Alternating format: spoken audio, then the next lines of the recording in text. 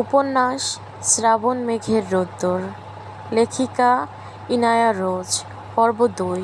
পাঠিয়েছি আমি স্নিগ্ধা আক্তার। নিস্তব্ধ ভয়ঙ্কর গভীর রাত, এক বিভীষিকাময় অনুভূতির পৃষ্ঠপোষক। আকাশ কালো মেঘে আচ্ছন্ন, কোথাও কোনো তারা নেই। চাঁদের আলো যেন কোথাও লুকিয়ে গেছে, আর অন্ধকারে এক ঠান্ডা কম্বলের মতো সব কিছু ঢেকে রেখেছে। চারপাশে গভীর নীরবতা, এতটাই তীব্র যে নিজের শ্বাস প্রশ্বাসকেও ভারী মনে হয়। হঠাৎ হঠাৎ দূরে কোথাও থেকে মরা পাতার উপর কারো পায়ের আওয়াজ যেন গোপনে ঘুরে বেড়াচ্ছে। ঝিঁঝি পোকা আর রাতের পাখিরাও যেন ভয়ে থেমে গেছে। বাতাসের অদ্ভুত স্থির। এই নির্জন নিরিবিলি রাতে নিলয়কে বেধড়ক পিটিয়ে যাচ্ছে শ্রাবণ, যেন তার সমস্ত ক্ষোভ মিটিয়ে দিতে চাইছে নিলয়ের উপর। কুত্তার বাচ্চা, তোর জন্য আমি আমার ফুলের গায়ে হাত তুলেছি, আজকে তুই শেষ। বলেই আরও করাঘাত দিতে থাকলো নিলয়ের শরীরে। ব্যথায় আর্তনাদ করতে থাকলো নিলয়। শ্রাবণ ভাই, আমার ভুল হয়ে গেছে। আমি তো মেঘকে এমনি ডেকেছি, তুই ডাকবি কেন ওকে? কুত্তার বাচ্চা, তুই জানিস না ও শুধু আমার। মাপ করে দাও শ্রাবণ ভাই, আর ডাকবো না। নিলয়ের কোনো কথাই শুনছে না শ্রাবণ। একের পর এক আঘাত করে যাচ্ছে তাকে। তখনই শ্রাবণকে পিছন থেকে জড়িয়ে ধরে থামানোর চেষ্টা করতে থাকে নিহাল। ছেড়ে দে শ্রাবণ, আর মারলে তো মরেই যাবে। নিহাল এর কোনো কথাও শুনছে না শ্রাবণ, যেন তার শরীরে কোনো অশুভ আত্মা প্রবেশ করেছে, আর সে এখনই নিলয়কে দুনিয়া ছাড়া করবে। নিহাল এবার আরও শক্ত করে ঝাপটে ধরে শ্রাবণকে, এরপর টেনে হিঁচড়ে কিছুটা পিছনে আনে। সুঠামদেহী শ্রাবণের সাথে পেরে উঠতে কিছুটা কষ্টকর হয়ে যাচ্ছে নিহালের পক্ষে। তবুও সে চেষ্টা করছে সিংহকে রুখাবার জন্য। শ্রাবণকে নিয়ে কিছুটা পিছিয়ে গিয়ে নিলয়ের উদ্দেশ্যে নিহাল বলে ওঠে, শালা, এখন সময় আছে। অকালে মরতে না চাইলে পালা এখান থেকে। নিহালের কথায় কোনো রকমে নিজের জীবন হাতে নিয়ে উঠে সেখান থেকে পালিয়ে যায় নিলয়। তবে মনে সে ভীষণ ক্ষুব্ধ। আজকের ঘটনার প্রতিশোধ সে অবশ্যই নিবে। রাত প্রায় ২টা। মেইন দরজা ডিঙিয়ে ঘরে প্রবেশ করে শ্রাবণ। ঢুকতেই দেখতে পায় সোফায় বসে আছে আফসানা বেগম। শ্রাবণের দিকে এক পলক তাকিয়ে মাথা নুইয়ে নেন তিনি। তা দেখে তাচ্ছিল্য হেসে তাকে পাশ কাটিয়ে চলে যেতে নেয় শ্রাবণ। তা দেখে সোফা থেকে লাফিয়ে উঠে শ্রাবণের সামনে এসে দাঁড়ায় আফসানা বেগম। মাথা নুয়ে বলে ওঠে, টেবিলে খাবার রাখা আছে, খেয়ে নে। আমি খাবো না বলে আবারও পা বাড়ায় শ্রাবণ। তৎক্ষণাৎ শ্রাবণের বাহু জড়িয়ে হু হু করে কেঁদে ওঠে আফসানা বেগম।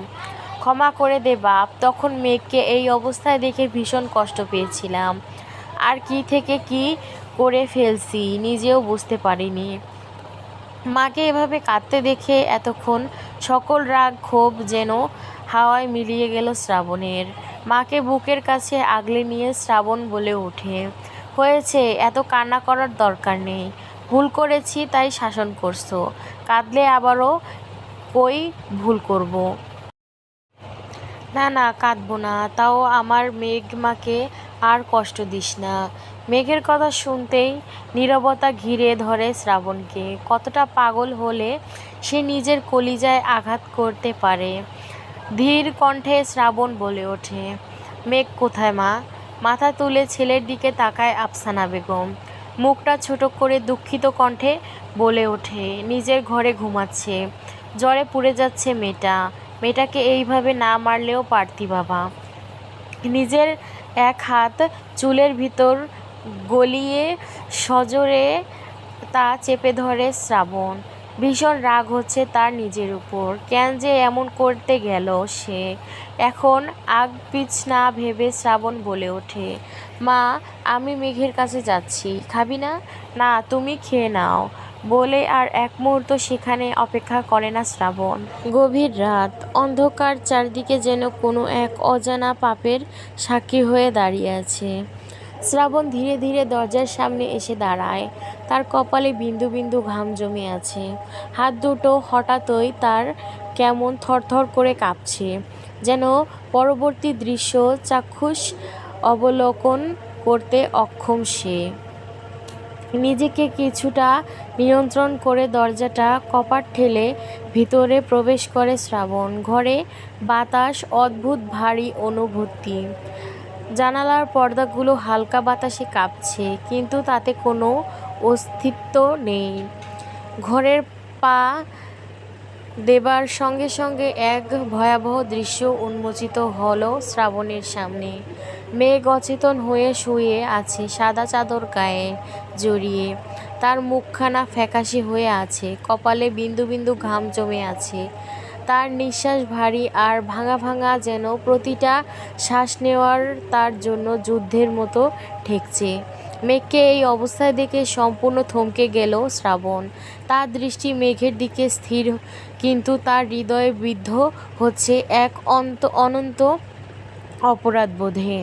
কয়েক ঘন্টা আগে সেই মুহূর্তটা ঘটেছিল, যখন রাগের বশে সে মেঘকে আঘাত করছিল। মেঘের মুখে ভয়ের সেই চিহ্ন, কাঁধে ক্ষত আর কণ্ঠে সেই আকুতি। সব কিছু এখন শ্রাবণের মনে জ্বলজ্বল করছে। ফুল। শ্রাবণের কণ্ঠ ভাঙল। দরজা লাগিয়ে অতি ধীরে সে বিছানার কাছে এগিয়ে গেল। এরপর একেবারে শান্ত ভঙ্গিতে বসল মেঘের পাশে। হাত রাখল মেঘের কপালে। ঝাপসা চোখে পিটপিট করে তাকালো মেঘ। তার দৃষ্টি ক্লান্ত, কিন্তু তাতে স্পষ্ট তীব্র কষ্ট আর অভিমান। কেন এসেছ তুমি? মেঘের কণ্ঠ ছিল অত্যন্ত মৃদু আর ভাঙা, তবুও তাতে ছিল অভিযোগের ধার। আমি ভুল করেছি ফুল, আমাকে ক্ষমা করে দে না। শ্রাবণের কণ্ঠে অনুতাপ স্পষ্ট ছিল, কিন্তু তা মেঘের কণ্ঠ লাঘব করার জন্য যথেষ্ট ছিল না। মেঘ ধীরে ধীরে উঠল, ঘুরে শুয়ে পড়ল। তার কথা বলার কোনো শক্তি নেই। তার পুরো শরীর জ্বরে কাঁপছে। শ্রাবণ অসহায়ের মতো উঠল, পাশে গিয়ে মেঘের মুখোমুখি আবারও বসে পড়ল। ঘর জুড়ে কেবল মেঘের শ্বাসের ভারী শব্দ। রাতের নিস্তব্ধতায় শ্রাবণের মনে ছিল দহন আর আঘাতই আজ তার ফুলকে এই অবস্থায় নিয়ে এসেছে। হঠাৎই নীরবতা ভেঙে ডুকরে কেঁদে উঠল মেঘ। আচমকা মেঘের কান্নায় ভড়কে গেল শ্রাবণ। এক হাত বাড়িয়ে মেঘের গালে হাত রাখল। শ্রাবণের সেই হাত ধরে মেঘ আরও ডুকরে কেঁদে উঠল। আমাকে এত কষ্ট দাও কেন তুমি? কি ক্ষতি করেছি আমি তোমার? বিড়বিড় করে ভাঙা কণ্ঠে বিলাপ করতে লাগলো মেঘ। শ্রাবণ বুঝতে পারছে মেঘ তার হিতাহিত জ্ঞানে নেই। এবার শ্রাবণকে আরও অবাক করে দিয়ে মেঘ বলে উঠল, আমাকে জড়িয়ে ধরো শ্রাবণ ভাই, আমার খুব কষ্ট হচ্ছে। মেঘের এমন আকুতি শুনে আর এক মুহূর্ত দেরি না করে মেঘের পাশে শুয়ে পড়ল শ্রাবণ। চাদর উঠিয়ে নিজের গায়ে এবং মেঘের গায়ে জড়িয়ে দিল। শ্রাবণ মেঘের পাশে শুতেই মেঘ আষ্টেপৃষ্ঠে জড়িয়ে ধরল শ্রাবণকে। মেঘের গরম নিঃশ্বাস শ্রাবণের সারা বুকে আছড়ে পড়তে লাগলো। মেঘের কাপা এক গভীর চুমু দিয়ে শ্রাবণ বিড়বিড় করে বলে উঠল, ফুল আমার ফুল, আমাকে ক্ষমা করে দে জান, আর কখনো এমন হবে না। বলে সেও আষ্টেপৃষ্ঠে জড়িয়ে ধরে মেঘকে। শ্রাবণের বুকে গুটিসুটি মেরে শুয়ে গভীর ঘুমে তলিয়ে যায় মেঘ। সকাল সকাল শান্তিনিকেতন নামে বাড়িটিতে যেন এক শোরগোল বয়ে যাচ্ছে। রাতের অন্ধকারে ঘটে যাওয়া ঘটনা যেন সকাল সকাল ভূমিকম্পের রূপ নিয়েছে।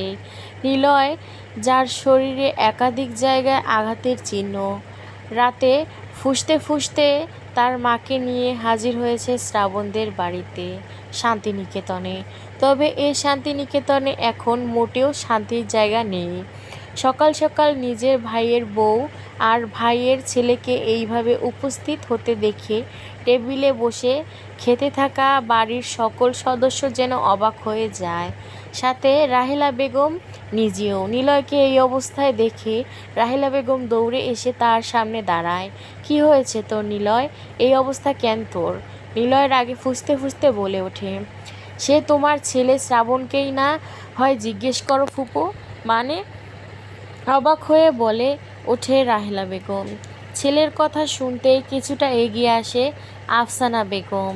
নিলয়ের মা কোহিনূর বেগম চিৎকার করে বলে ওঠে, রাহেলা আপা, তোমার ভাসুরের ছেলে শ্রাবণ আমার ছেলেকে অন্যায়ভাবে মেরেছে, আমি এটার বিচার চাই।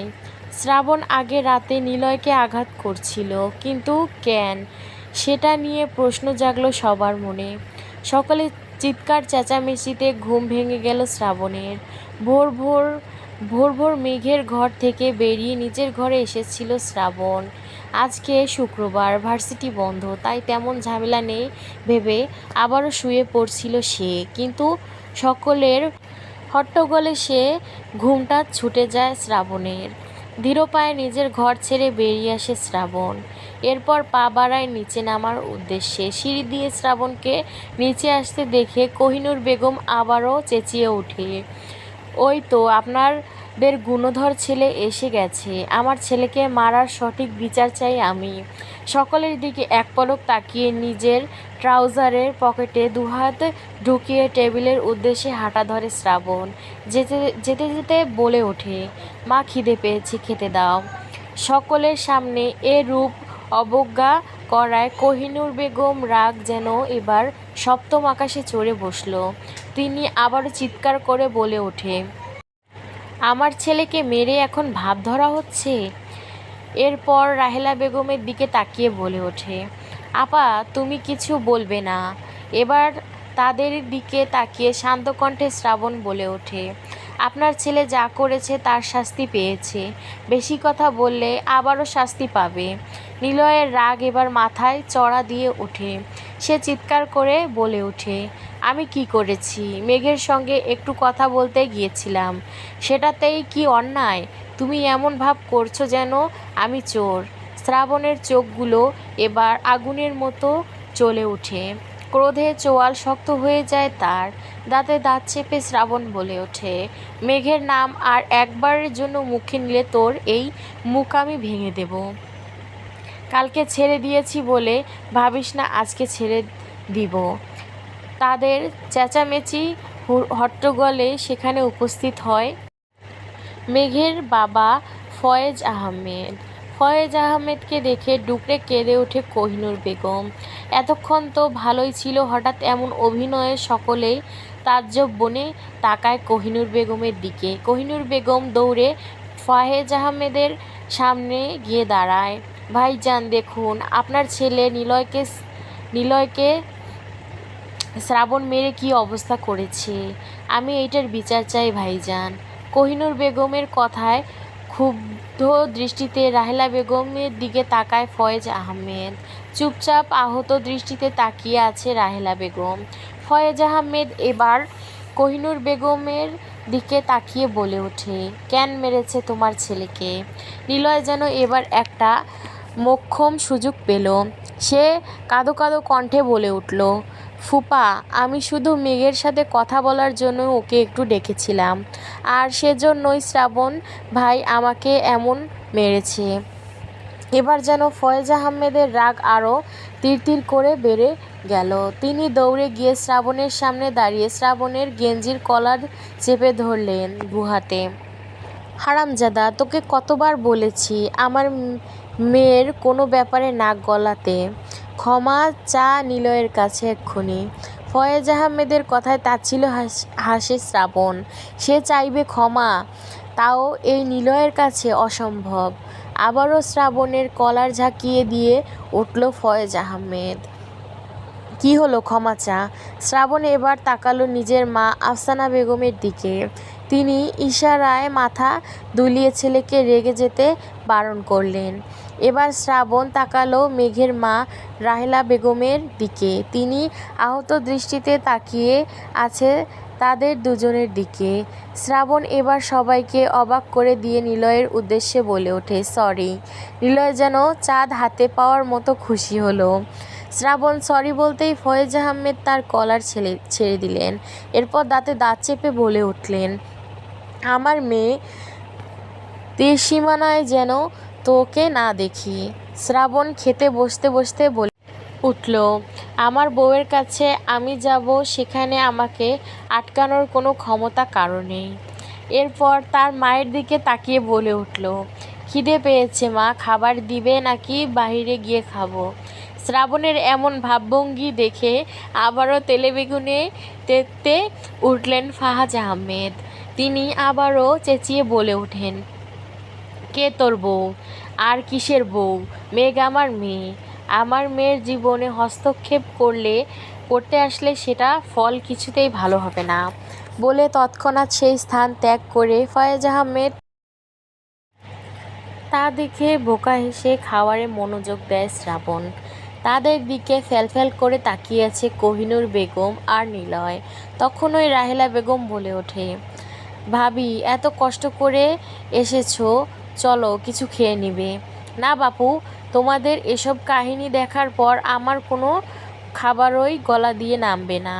আমি বরং যাই, পরে কখনো আসবো বলে নিলয়ের হাত ধরে সেখান থেকে বেরিয়ে যায় কোহিনূর বেগম। রাহেলা বেগম এক দীর্ঘশ্বাস ফেলে এগিয়ে যায় খাবারের দিকে। একটা প্লেট মেঘের জন্য খাবার বাড়তে বাড়তে শ্রাবণকে উদ্দেশ্য করে বলে ওঠে, তুমি মেঘের গায়ে এভাবে কেন হাত তুললে শ্রাবণ? মেয়েটা ভীষণ কষ্ট পেয়েছে, যন্ত্রণায় ছটফট করেছে সারা রাত, কিন্তু রাতে থাকতে পারিনি আমি তার কাছে। তোমার চাচাজান এই ব্যাপারে কিছুই জানে না। জানলে কি হতো বলো তো? শ্রাবণ এবার তাকায় রাহেলা বেগমের দিকে। এরপর শান্ত কণ্ঠে বলে ওঠে, মেজমা, মেঘের এটা পাওয়ারই ছিল। নিলয় ভালো ছেলে না, ওর অনেক ক্ষতি করতে চেয়েছে। আমি মেঘকে অনেকবার সাবধান করেছি, তাও শোনেনি সে। অনেক বড় বিপদ হওয়ার থেকে ভালো দুটো বেল্টেরই বাড়ি খেয়েছে। শ্রাবণের কথা শুনে একটা দীর্ঘশ্বাস ছাড়ে রাহেলা বেগম। মা হয়ে এই শাসনটা করা তার উচিত ছিল, কিন্তু সে নিরুপায়। নিজের মেয়েকে শাসন করাও কোনো অধিকার নেই তার। আর কোনো কথা না বলে রাহেলা বেগম খাবারের প্লেটটা নিয়ে এগিয়ে যেতে নিলে তাকে থামিয়ে দেয় শ্রাবণ। টেবিলে ছেড়ে উঠে খাবারের প্লেটটা নিজের হাতে নিয়ে বলে ওঠে, তোমাকে যেতে হবে না মেজমা, আমি নিয়ে যাচ্ছি। কিন্তু কিছু হবে না বলে খাবার নিয়ে এগিয়ে যায় শ্রাবণ। দরজা ঠেলে ভিতরে প্রবেশ করে শ্রাবণ। মেঘ জানালার কাছে দাঁড়িয়ে আছে, তার চোখে গভীর ক্লান্তি, হতাশার ছায়া। শ্রাবণকে দেখে কিছুই বলেনি মেঘ, শুধু ফ্যালফ্যাল করে তাকিয়ে আছে সে। কিন্তু মেঘের নীরব রাগ যেন তার পাশে একটা অশান্তির বাতাবরণ সৃষ্টি করছে। শ্রাবণ ধীর পায়ে এগিয়ে খাবারের প্লেটটা রাখল মেঘের সামনে। মেঘ আবারও শ্রাবণের দিকে তাকালো এক দৃষ্টিতে। তার চোখে অভিমান আর অগ্নি যেন আগুনের নিচে চাপা পড়া কোনো লাভা। মেঘ ধীর হাতে খাবারের প্লেটটা তুলে নিল। এরপর এমনভাবে প্লেটের দিকে তাকালো যেন এই মুহূর্তেই চূর্ণ বিচূর্ণ করে দিতে চাইছে প্লেটটাকে, কিন্তু পরক্ষণে আবার নিজেকে সামলে নিল। তুমি কি ভেবেছ শ্রাবণ ভাই, এক প্লেট খাবার এনে দিলে সব ঠিক হয়ে যাবে? মেঘের কণ্ঠে ছিল অত্যন্ত শীতল, যেন শব্দগুলো বরফের মতো ধারালো। তুমি আমাকে মারার পরও ভেবেছ আমি চুপচাপ মেনে নিব? মেঘের কণ্ঠ ধীর হলেও ছিল অত্যন্ত গভীর, যার প্রতিটি শব্দ শূন্যতায় আঘাত করছে। শ্রাবণ কিছু বলতে যাবে তার আগে তাকে থামিয়ে দেয় মেঘ। তুমি জানো, আঘাত শুধু শরীরে লাগলে না, মনেও লাগে। তুমি যা করছো সেটা শুধু আমার শরীরে না, আমার বিশ্বাসকেও আঘাত করছে। কিছুটা থেমে মেঘ আবারও বলে ওঠে, সব কিছু ঠিক করতে আমার সময় লাগবে শ্রাবণ ভাই, আর ততদিন আমাকে একা থাকতে দাও। মেঘের কথা শুনে চুপচাপ মেঘের দিকে এগিয়ে এলো শ্রাবণ। মেঘের হাত থেকে খাবার প্লেট রেখে মেঘের দুগালে হাত রাখলো। ক্ষমা করে দে না জান, আমার ভুল হয়ে গেছে। শ্রাবণের হাতটা ঝাড়ি মেরে ফেলে দেয় মেঘ। তোমার নোংরা মুখে আমাকে জান বলে ডাকবে না। শ্রাবণ ভাই, চলে যাও এখান থেকে। কোথায় যাব ফুল? তুই আছিস বলেই তো আমার জীবনটা এত অর্থপূর্ণ। তোর সঙ্গে কাটানো সময় যেন আমার কাছে কোনো অসীম মহাবিশ্বের ভ্রমণ। তোকে ছেড়ে কোথায় যাব জান, তুই বল।